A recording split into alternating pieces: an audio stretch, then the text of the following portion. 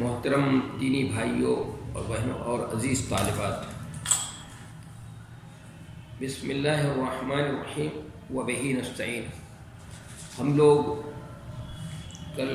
اس سے پہلے والے درس میں کتاب العلم کا دوسرا باب جو ہے، جو امام بخاری رحمۃ اللہ علیہ نے قائم کیا تھا، اس کو پڑھ لیا تھا۔ اس کے اندر جو حدیث تھی اس کی بھی وضاحت ہو گئی۔ اب میں آگے پڑھتا ہوں۔ بسم اللہ الرحمن الرحیم وبہ نستعین۔ باب من رفع صوته بالعلم به قال حدثنا ابو النعمان عارف بن الفضل قال حدثنا ابو عوانة عن ابي بشر عن يوسف بن ماهك عن عبد الله بن عمرو قال تخلف عنا النبي صلى الله عليه وسلم في سفرة سافرناها فأدركنا وقد أرهقتنا الصلاة، یا دوسری روایت میں وقد أرهقنا الصلاة ونحن نتوضأ فجعلنا نمسح على أرجلنا فنادى بأعلى صوته ويل للأعقاب من النار مرتين أو قال ثلاثا۔ تو یہ ترجمۃ الباب ہے، اور اس کے ضمن میں انہوں نے یہ حدیث نقل کی ہے امام بخاری رحمۃ اللہ علیہ نے۔ تو اس کا کیا مقصد ہے ترجمۃ الباب کا، اور اس حدیث سے کیا ثابت کرنا چاہتے ہیں امام بخاری، تو اس پہ اس کی وضاحت سے پہلے یہ بہتر ہے کہ ترجمہ پہلے کر لیا جائے۔ تو ترجمہ ہے باب اس شخص کا جو علم کی بات اونچی آواز سے کہے۔ باب من رفع صوته بالعلم، باب اس شخص کا جو علم کی بات اونچی آواز سے کہے۔ کہا کہ ہم سے بیان کیا ابو النعمان عارف بن الفضل نے۔ یہ عارف بن الفضل جو ہے عارف لقب ہے اور نام محمد ہے ان کا۔ یوسف بن ماہک میں ہا جو ہے کو فتح اور کسرہ دونوں طرح جائز ہے۔ ماہک کو علمیت اور اجمہ کی بنا پر لوگوں نے غیر منصرف پڑھا ہے، بعض نے منصرف بھی پڑھا ہے۔ تو کہا کہ ہم سے بیان کیا ابو النعمان عارف بن فضل نے، انہوں نے کہا کہ ہم سے بیان کیا ابو عوانہ نے، انہوں نے ابو بشر سے،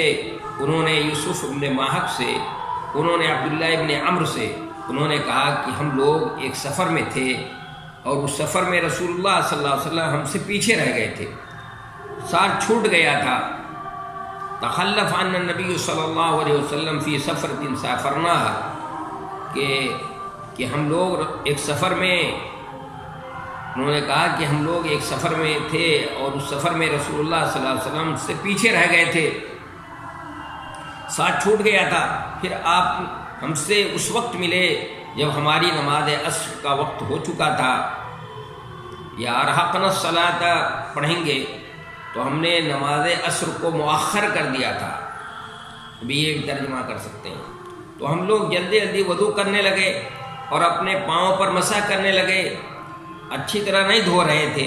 تو آپ نے اونچی آواز سے پکار کر کہا،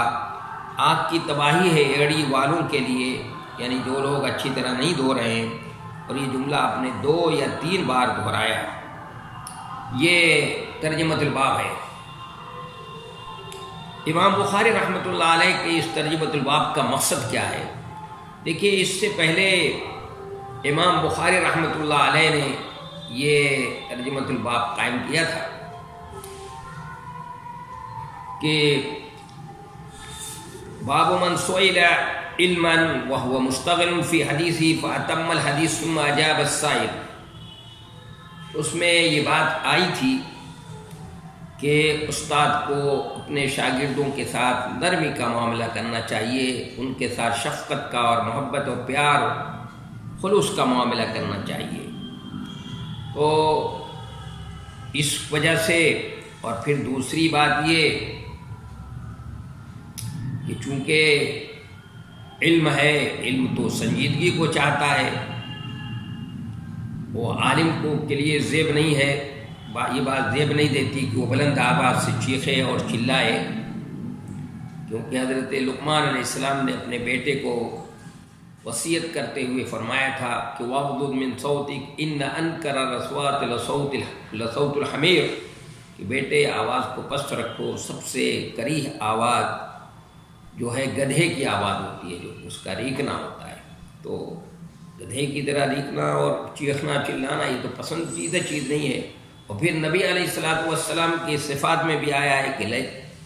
لم یکن صخابا فی الاسواق، کہ آپ شور و گل کرنے والے نہیں تھے۔ تو مقام نبوت کے بھی شایان شان نہیں، علم کے بھی شایان شان یہ بات نہیں ہے نا۔ اور پھر اس سے پہلے جو بات ترجمۃ الباب گزر چکا تھا اس میں یہ بات تھی کہ استاد کو اپنے شاگردوں کے ساتھ نرم ہی کرنا چاہیے۔ تو کسی کے ذہن میں یہ بات آ سکتی تھی کہ تعلیم اور تعلم کے موقع پر تو کبھی کبھی آواز بلند بھی کرنی پڑتی ہے بھائی، تو کیا یہ چیز جائز ہوگی یا نہیں جائز ہوگی؟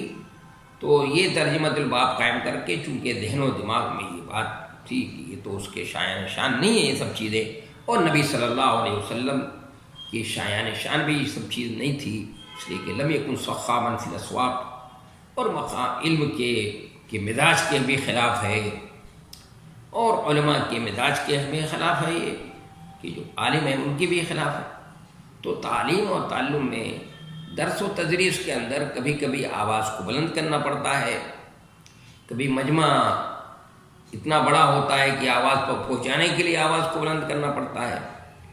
کبھی مضمون کا تقاضا ہوتا ہے کہ آواز کو بلند کرنا پڑتا ہے، کبھی کسی طالب علم کی کوئی حرکت ایسی ہوتی ہے کہ جس کی وجہ سے اس کو ڈانٹنا اور ڈپٹنا بھی پڑتا ہے۔ تو یہ ترجمۃ الباب گویا قائم کر کے امام بخاری رحمۃ اللہ علیہ فرماتے ہیں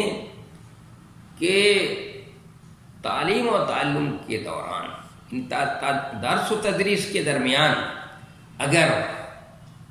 وقت ضرورت ہو، آواز کو بلند کرنے کی ضرورت ہو، تو اس میں کوئی حرج کی بات نہیں ہے، بلکہ مستحسن ہے یہ۔ اگر کبھی مضمون کا تقاضا بھی ہوتا ہے، کبھی مجمع کا تقاضا ہوگا کہ آواز کو بلند کیا جائے، کبھی کسی طالب علم کی حرکت کا بھی تقاضا ہوتا ہے، تو اس میں کوئی حرج کی بات نہیں، بلکہ مستحسن ہے۔ یہ ایسا کرنا جو ہے بہتر ہے، مستحسن ہے، کیونکہ نبی علیہ الصلوۃ والسلام، مسلم کی روایت ہے کہ نبی علیہ الصلوۃ والسلام کی تقریر میں آتا ہے کہ اذا خطب النبی صلی اللہ علیہ وسلم وذکر الساعہ، کہ کان نبی صلی اللہ علیہ وسلم اذا خطب وذکر الساعہ اشتد غضبہ وعلی صوتہ وانتفخت اوداجہ، کہ نبی علیہ الصلوۃ والسلام جب بھی تقریر فرماتے تھے تو قیامت کا جب تذکرہ ہوتا تھا تو آپ کا غصہ جو ہے بہت زیادہ ہو جاتا، بڑھ جاتا، اور آپ کی آواز بلند ہو جاتی، اور رگیں جو ہے پھول جاتی تھیں آپ صلی اللہ علیہ وسلم کی۔ اس سے کیا بات سمجھ میں آتی ہے؟ کر سکتے ہیں نبی صلی اللہ علیہ وسلم۔ تو اس لیے امام بخاری رحمۃ اللہ علیہ نے اس کی نظیر پیش کی ہے حدیث کہ دیکھیے، عبداللہ ابن عمرو رضی اللہ تعالی عنہما کہتے ہیں، عبداللہ ابن عمرو بن العاص رضی اللہ تعالی عنہما کہتے ہیں کہ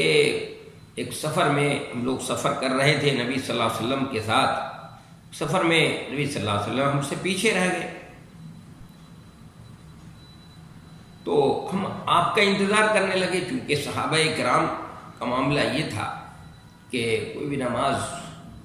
آپ صلی اللہ علیہ وسلم موجود ہوتے تو آپ ہی کے قیادت میں پڑھتے تھے، آپ ہی کی امامت میں پڑھتے تھے، تنہا یا کسی اور کی امامت میں پڑھنا اس کو پسند نہیں کرتے تھے۔ اب نبی صلی اللہ علیہ وسلم سفر میں ہیں، یہ لوگ سفر میں، اور نبی صلی اللہ علیہ وسلم پیچھے رہ گئے،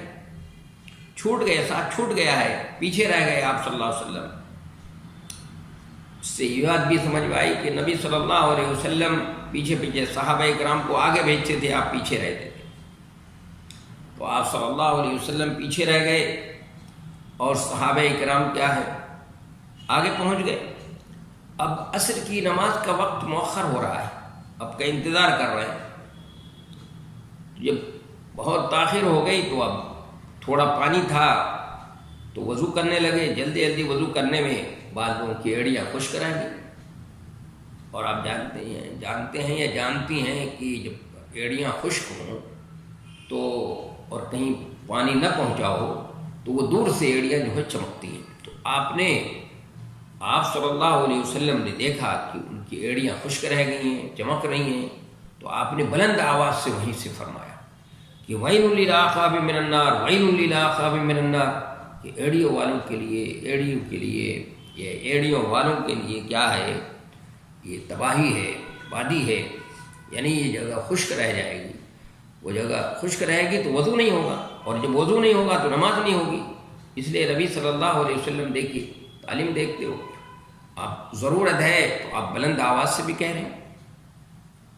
ابھی میں نے اس مسلم کی نظیر پیش کی کہ جب آپ تقریر کرتے تھے اور قیامت کا تذکرہ ہوتا تھا، اس کے منظر کشی کرتے تھے تو غصہ زیادہ ہو جاتا تھا، آواز بلند ہو جاتی، آپ کی رگیں پھول جاتی تھیں آپ صلی اللہ علیہ وسلم کی. تو اس سے یہ بات سمجھ میں آتی ہے کہ وقت ضرورت آواز کو بلند کیا جا سکتا ہے. تعلیم و تدریس کے درمیان تعلیم و تعلم کے درمیان، درس و تدریس کے درمیان آواز کو بلند کیا جا سکتا ہے. ضرورت ہو، مجمع ہے زیادہ، یا جیسے ابھی ابو جمرہ حضرت عبداللہ ابن عباس نے ابو جمرہ رحمۃ اللہ علیہ کو رکھا تھا اپنے پاس، اس لیے کہ وہ ان کا مجمع کثیر ہوتا تھا تو آواز پہنچانے کے لیے یا ترجمے کے لیے، ترجمانی کے لیے رکھا تھا. تو آواز بلند آواز سے وہ خود بھی کہتے تھے اور وہ ان کے آواز کو دوسروں تک پہنچاتے تھے اس طرح سے. تو یا مجمع کثیر ہے یا طالب علم کی کوئی حرکت ہے یا مضمون کا تقاضا ہے، موضوع کا تقاضا ہے، مضمون کا تقاضا ہوگا تو اس وقت بھی کر سکتے ہیں، اس میں کوئی حرج کی بات نہیں ہے. اس سے امام بخاری رحمۃ اللہ علیہ نے یہ اس کو ثابت کر دیا اس حدیث سے. اوکے، اس حدیث سے بہت سی اور باتیں بھی ثابت ہوتی ہیں جس کو کتاب طہارت میں اس کا تعلق ہے طہارت سے، کہ اس سے یہ بات بھی سمجھ میں آتی ہے، اس کے نص سے یہ بات سمجھ میں آتی، فقہ ھذا الحدیث، اس حدیث کے نص سے یہ بات سمجھ میں آتی ہے کہ پیر جو ہے اعضائے وضو میں سے ہوگا، پیر کو دھلا جائے گا، پیر کے اوپر مسح نہیں کیا جائے گا، پیر کے اوپر مسح نہیں کرنا ہے. اور پیر کو دھلنا ہے، اس لیے کہ دھل رہے تھے، وہ ایڑیاں خشک رہ گئی تھیں ان کی، اس لیے ایڑیاں خشک رہ گئی ہیں تو نبی علیہ الصلوۃ والسلام نے ان پر جو ہے یہ بلند آواز سے کہا ایڑیوں کے لیے تباہی ہے. اس لیے یہاں پر نمسحو سے کسی کو دھوکہ نہیں ہونا چاہیے. یہاں پر نمسحو علی ارجلنا کے مسح کا دو معنی کیا جا سکتا ہے. ایک مسح کے معنی امرار الید المطلع کے ہوتے ہیں جب اس کی نسبت راس کی طرف کی جائے گی، لیکن جب پیر کی طرف کی جائے گی تو اس کے لیے غسل خفیف کے معنی میں ہوگا. اس لیے کہ عربی زبان میں اصول ہے کہ نسبت سے معنی بدلتا ہے. عربی زبان کی خصوصیت ہے کہ یہاں نسبت کی جو ایسے معنی بدلتا ہے اور بہت بدل جاتا ہے. مثلا آپ نضح البحر کہیں تو اس کے معنی آتے ہیں سمندر کی موج، اور نضح الماء کہیں تو اس کے معنی ہوتے ہیں پانی کا چھیٹا معنی. دیکھیں معنی لفظ ایک ہی ہے، نسبت کے اعتبار سے معنی بدل گیا. تو اس لیے کسی کو یہاں دھوکہ یہ نہیں ہونا چاہیے کہ نمسحو علی ارجلنا کا مطلب کہ صحابہ کرام اپنے پیروں پر مسح کر رہے تھے. پیروں پر مسح نہیں کر رہے تھے، صحابہ کرام اپنے پیروں کو دھل رہے تھے. پانی چونکہ کم تھا اور وضو کرنے والے زیادہ تھے، پانی کی قلت کی وجہ سے پاؤں کے کچھ حصے وہ دھونے سے رہ گئے، خشک رہ گئے تھے، دور رہ گئے تھے، اس لیے بعض لوگوں کی ایڑیاں خشک رہ گئی تھیں. اسی بنا پر آپ صلی اللہ علیہ وسلم نے ان کو ڈانٹا ہے اور کہا ہے وَيْلٌ لِلْعَقَابِ مِنَ النَّارِ. تو یہ تو پورا اختلافی مسئلہ ہے. یہ کتاب الوضو کے اندر خود امام بخاری رحمۃ اللہ علیہ اس کا تذکرہ کریں گے، اور بھی دوسرے ترمذی کے اندر بھی موجود ہے، اور بھی دوسری حدیث کی کتابوں میں موجود ہے. لیکن اس سے ایک بات بالکل بے غبار یہ بات ثابت ہوتی ہے کہ پیر کو دھلا جائے گا. اس لیے روافض جو یہ کہتے ہیں کہ پیر جو ہے اعضائے ممسوحہ میں سے ہے، ان کی بات کسی طرح سے بھی صحیح نہیں ہے، کسی طرح صحیح نہیں ہے. جو قرآن کی جس آیت سے وہ استدلال کرتے ہیں، جو موقع ہوگا کتاب الوضو میں پہنچیں گے ہم لوگ انشاءاللہ تو وہاں بتاؤں گا کتاب الوضو میں کہ جس آیت سے آیت وضو سے وہ استدلال کرتے ہیں ان کا استدلال جو ہے وہ کسی طرح سے بھی صحیح نہیں ہے، اور یہ عربی سے ناواقفیت کی دلیل ہے ان کی کہ جو اس سے استدلال اس انداز سے کرتے ہیں۔ پھر نبی علیہ الصلوۃ والسلام کی کہ وضو کی کیفیت کو 30 سے زیادہ صحابہ کرام نے بیان کی ہے، کسی نے یہ نہیں عرض کیا ہے، بتایا ہے کہ نبی صلی اللہ علیہ وسلم پیر پر مسح کرتے تھے، بلکہ سب نے یہ تذکرہ کیا ہے کہ پیر کو دھلتے تھے۔ خود ترمذی کے اندر باب وضوء النبی صلی اللہ علیہ وسلم کیف کان، اس میں حضرت علی رضی اللہ تعالیٰ عنہ کی روایت ہے، وہ اپنے شاگردوں سے کہہ رہے ہیں کہ آؤ میں تم کو دکھاتا ہوں کہ نبی علیہ الصلوۃ والسلام کیسے وضو فرمایا کرتے تھے۔ تو اس میں وضو کر کے انہوں نے دکھایا ہے، اس میں پیر کو دھلا ہے۔ تو یہ روافض تو حضرت علی کو مانتے ہیں، تو اس حدیث کو کیوں نہیں مانتے؟ ماننا چاہیے ان کو، لیکن انہوں نے تو کیا ہے، انہوں نے تو ان کو تو قد ہے، ان کو قد ہے کس سے؟ وہ اہل سنت والجماعت سے، اہل سنت والجماعت کے خلاف کام کرنا ہے ان کو، اس لیے اہل سنت والجماعت کے خلاف وہ اس طرح کی باتیں کرتے ہیں۔ بہرصورت امام بخاری رحمۃ اللہ علیہ نے اس ترجمۃ الباب میں جو ان کا مدعا تھا، اس مدعا کو جو ہے انہوں نے اس حدیث کے ذریعے سے کیا کیا ہے، ثابت کر دیا ہے۔ تو آگے پڑھتا ہوں، دوسرا باب جو ہے باب قول المحدث حدثنا او اخبرنا وانبأنا وقال لنا الحمیدی كان عند ابن عیینة حدثنا واخبرنا وانبانا وسمعت واحدا وقال ابن مسعود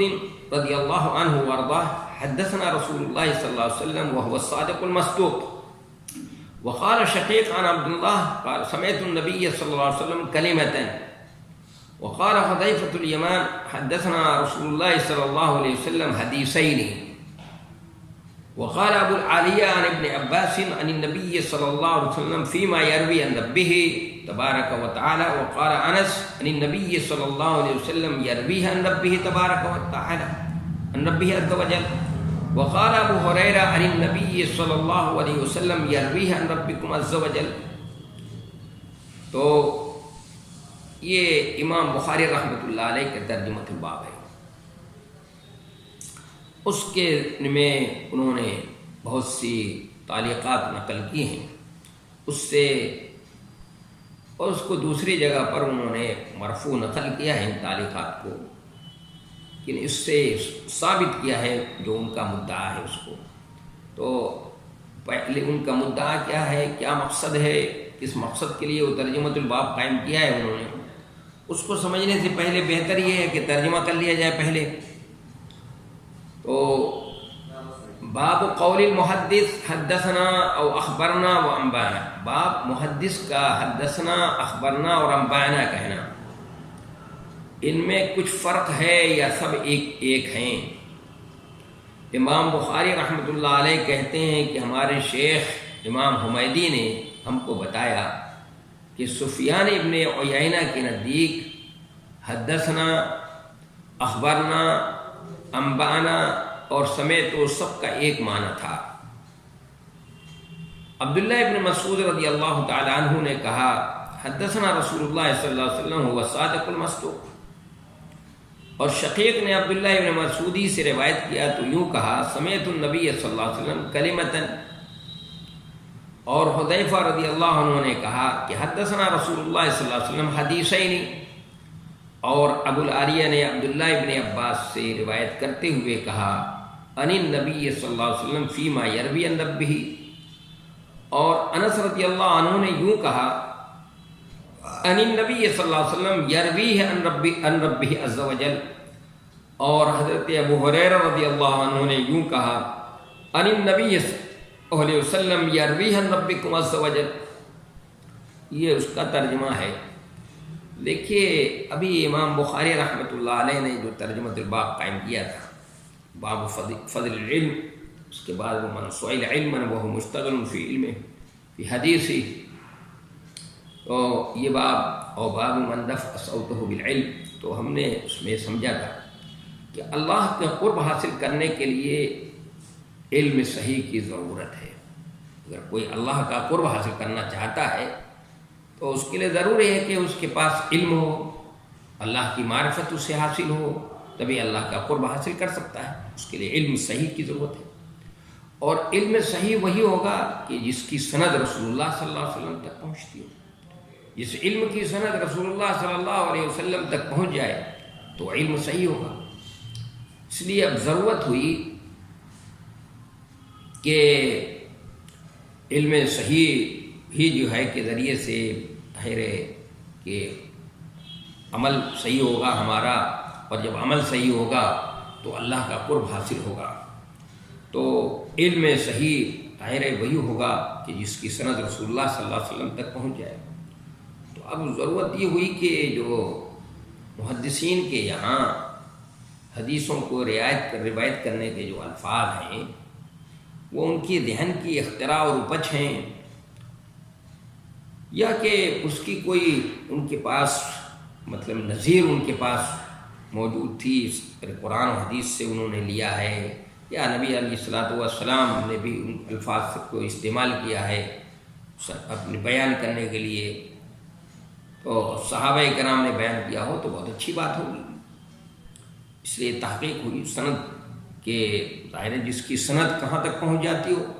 رسول اللہ صلی اللہ علیہ وسلم تک، تو رسول اللہ صلی اللہ علیہ وسلم تک پہنچ جائے گی اس کی سند. اور پھر یہ بھی ہو کہ جو الفاظ جس الفاظ کے ذریعے سے اس کو پہنچایا گیا ہو وہ لفظ بھی رسول اللہ صلی اللہ علیہ وسلم سے ثابت ہوتا ہے، بڑی اچھی بات ہوگی. بہت اچھی بات ہے کہ بات بھی رسول اللہ صلی اللہ علیہ وسلم کے، اور جو وہاں تک پہنچانے والی سند وہ بھی رسول اللہ صلی اللہ علیہ وسلم ہی کے استعمال کردہ الفاظ ہوں گے، قرآن ہی کے استعمال کردہ الفاظ ہوں گے، تو اس کی ظاہر اہمیت زیادہ ہوگی. تو اس لیے سند کی چونکہ اہمیت ہے دین کے اندر، حضرت عبداللہ ابن مبارک رحمۃ اللہ علیہ نے فرمایا کہ لولا الاسناد من الدین، کہ الاسناد من الدین، کہ لولا الاسناد من الدین لقال من قال وما شاء. تو فرمایا کہ الاسناد من الدین، لولا الاسناد من الدین لقال من شاء وما شاء، کہ اگر سند دین کا حصہ ہے، اگر سند دین کا حصہ نہ ہوتی تو جو چاہتا اپنی منمانی کرتا، اپنے دل دماغ سے کرتا، وہ کہتا. کیونکہ سند کا تعلق کس سے ہے؟ دین سے ہے. کہ الاسناد من الدین، لولا الاسناد من الدین لقال من شاء وما شاء، جو چاہتا اپنی منمانی کرتا. لیکن یہاں پہ منمانی نہیں کرنا ہے، یہاں پہ تو سند ضروری ہے کہ اس کی سند رسول اللہ صلی اللہ علیہ وسلم تک پہنچتی ہو. تو اب ضرورت ہوئی کہ ان الفاظ کی بھی تحقیق کر لی جائے نا، کہ جو جن الفاظ کے ذریعے سے رسول اللہ صلی اللہ علیہ وسلم تک پہنچا جاتا ہے، جو محدثین کے درمیان استعمال ہیں، بہت سارے الفاظ استعمال ہیں، سارے الفاظ کی تحقیق کرنا مقصود ہے. یہاں پر امام بخاری رحمۃ اللہ علیہ کا مقصد کیا ہے؟ سب کی تحقیق کرنا ہے کہ آیا یہ جو استعمال محدثین کے یہاں ہوتے ہیں الفاظ ہیں، ان کے الفاظ میں مثلا کوئی فرق ہوتا ہے یا سب ایک طرح کے برابر ہیں. تو امام بخاری رحمۃ اللہ علیہ کا جو یہ ترجمۃ الباب ہے، اس کے پر مقصد کئی ایک ہو سکتا ہے. پہلا مقصد تو یہ ہوگا، اگر یہ ہم ترجمۃ الباب یہاں تک مانتے ہیں، باب قول المحدث حدثنا و اخبرنا و انبانا تک، تو اتنا مانے تو یہ مقصد ہوگا کہ محدثین کے یہاں حدیث کی تحمل کے لیے، جو حدیثوں کو بیان کرنے کے لیے، تحمل حدیث کے لیے، روایت کے لیے جو محدثین کرام مختلف صیغے استعمال کرتے ہیں تحمل اور روایت حدیث کے لیے،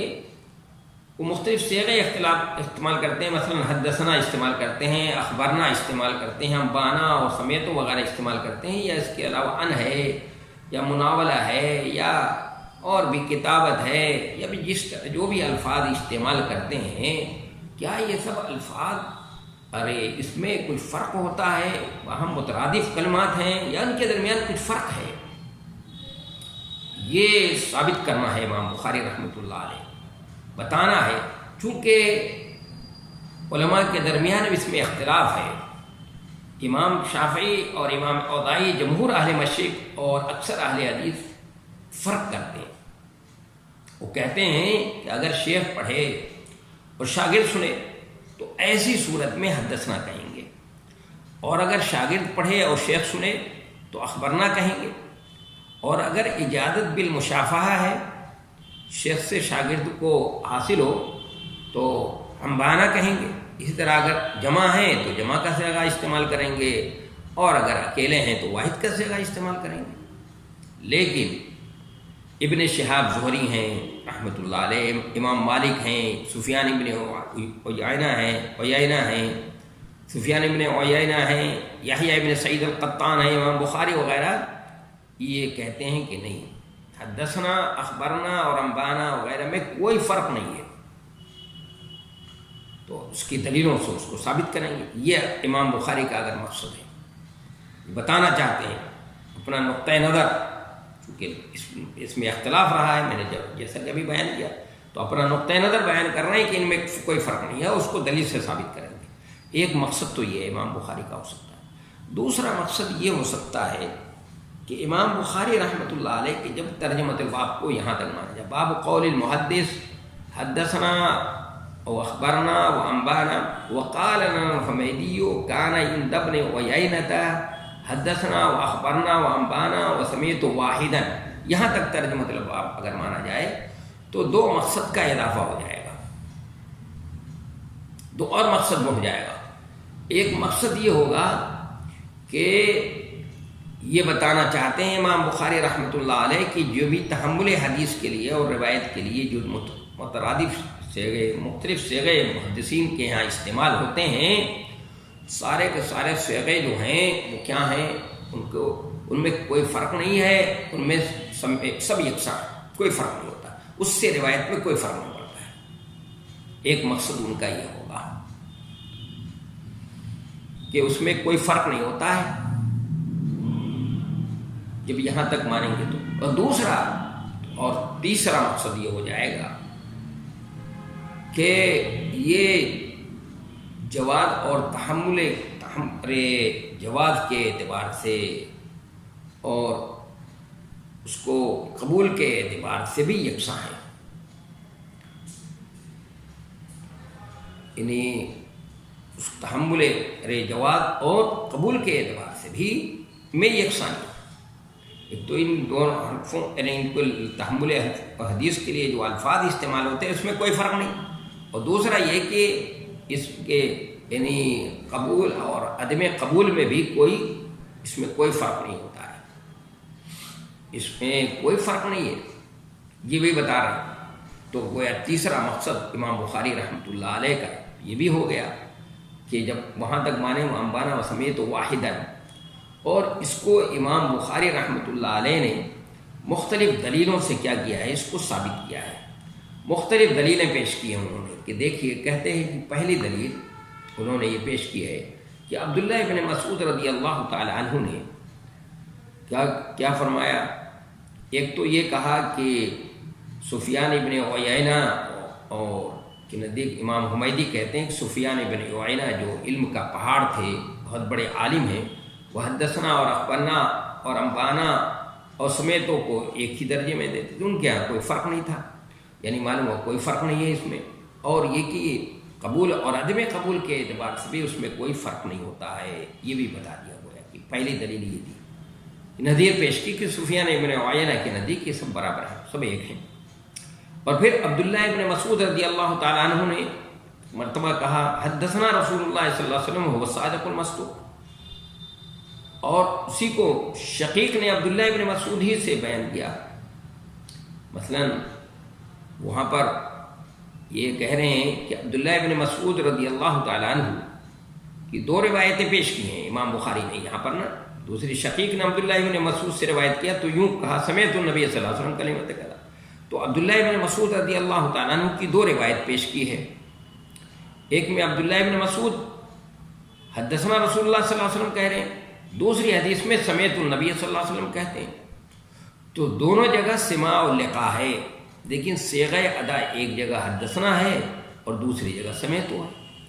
تو معلوم ہوا کہ تعبیر کے لیے دو کلمات برابر ہیں، تعبیر کے لیے دونوں کلمات کیا ہیں، یہ برابر ہیں، ان میں کوئی فرق نہیں ہوتا، قبول کے اعتبار سے بھی عدم قبول کے اعتبار سے اس میں روایت میں بھی کوئی فرق نہیں ہوتا۔ حذیفہ رضی اللہ عنہ کی حدیث سے بھی یہی بات ثابت کرنا چاہتے ہیں کہ حذیفہ رضی اللہ عنہ نے کہا حدثنا رسول اللہ صلی اللہ علیہ وسلم حدیث ہی نہیں، اور پھر یہ کہ یہ ہے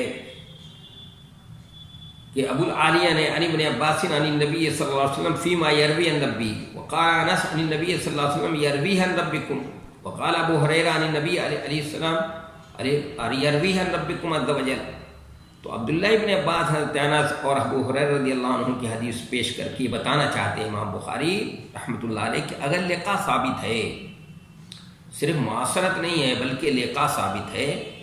اور اس سے ملا ہوا ہے، شاگرد جو ہے اپنے استاد سے ملا ہے اور دانوِ تلمس طے کیا ہے، تو کیا ہے ایسی شکل میں اس حدیث معنن کو کا حکم بھی اتصال کا ہوگا، اس حدیث معنن کو قبول کیا جائے گا.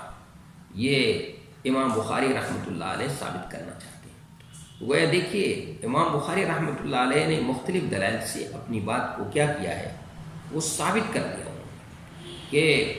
ان الفاظ جو محدثین کے یہاں تحمل حدیث کے لیے اور روایت کے لیے جو مختلف صیغے استعمال ہوتے ہیں ان میں کوئی فرق نہیں ہوتا ہے، اور اس سے روایت میں کوئی فرق نہیں آتا ہے، اور یہ سب درجے کے اعتبار سے قبول اور عدم قبول کے اعتبار سے بھی سب کیا ہیں، ان میں یکسانیت ہے. اس کو مختلف دلیلوں سے انہوں نے کیا کیا ہے، ثابت کر دیا ہے. تو اب آگے جو ہے چونکہ وقت ہو چکا ہے اس لیے اس کو بس کرتا ہوں، آگے انشاءاللہ آگے والی روایت کو بعد میں